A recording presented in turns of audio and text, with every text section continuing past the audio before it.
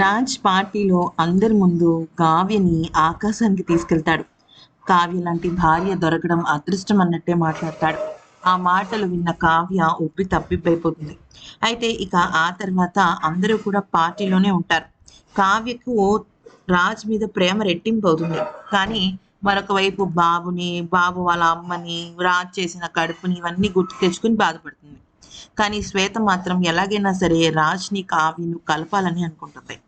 అయితే పార్టీ జరుగుతున్న సమయంలో ఇక అంతా కొన్ని ప్రోగ్రామ్స్ జరిగిన తర్వాత ఈ పిల్లల్ని తీసుకెళ్ళిన ఆయా ఏమంటుందంటే బాబు ఏడుస్తున్నాడు, పాల డబ్బా కావాలి అనగానే అటు నుంచి రాజు ఇటు నుంచి కావ్య ఇద్దరు వచ్చి ఆ బాబు కోసం పాల డబ్బా తీసుకొస్తే పాలు పట్టిస్తూ ఉంటాడు అనమాట రాజు.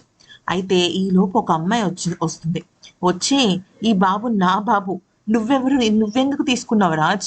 తల్లిని బిడ్డని వేరు చేయడానికి అసలు నీకు మతుందా, మతి లేదా? ఎందుకు ఇలా చేశావు అంటూ రాజ్ని నిలదీస్తుంది. అయితే రాజ్ ఒక్కసారి షాక్ అయిపోతాడు. ఏం మాట్లాడాలో అర్థం కాని స్థితిలోకి వెళ్ళిపోతాడు. ఇక కావ్యకైతే ఈ అమ్మాయి వెన్నెలని ఫ్యూజులు ఎగిరిపోతాయి అనమాట. ఎందుకనంటే బిడ్డ గురించి మాట్లాడుతుంది కదా, అసలు నా బిడ్డను దూరం చేయాలి నా దగ్గర నుంచి, నీకు ఎలా అనిపించింది?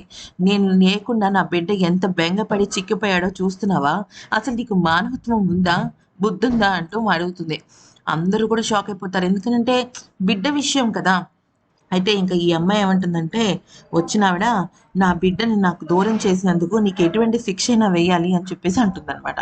ఇదంతా వింటున్న కావ్య షాకు, రాజ్ షాకు, వెన్నెల షాకు, అందరూ షాకు. కానీ అదే అమ్మాయి ఏమంటుందంటే, ఏంటి నమ్మేశారా అంటూ అందరినీ ప్రాంక్ చేస్తుంది. ఏంటంటే ఈ అమ్మాయి ఎవరో కాదు, ఆ మన రాజ్ వాళ్ళ 10th క్లాస్ ఫ్రెండ్ నీరజ. ఆమె ఏదో ప్రాంక్ చేసింది, అంటే సరదాగా ఆట పట్టించింది అనమాట. దాంతో ఊపిరి పీల్చుకున్న రాజ్ ఇంకా వదిలేస్తాడు.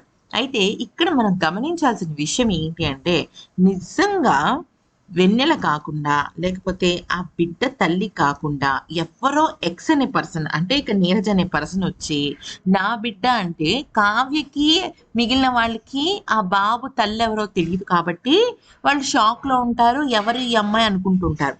మరి రాజు కూడా ఎందుకని షాక్లో ఉండిపోయాడు అంటే, రాజుకి కూడా ఆ బిడ్డ తల్లి ఎవరో తెలీదు. తెలిస్తే నువ్వు నా తల్లివేంటి అంటూ వాదిస్తాడు కదా.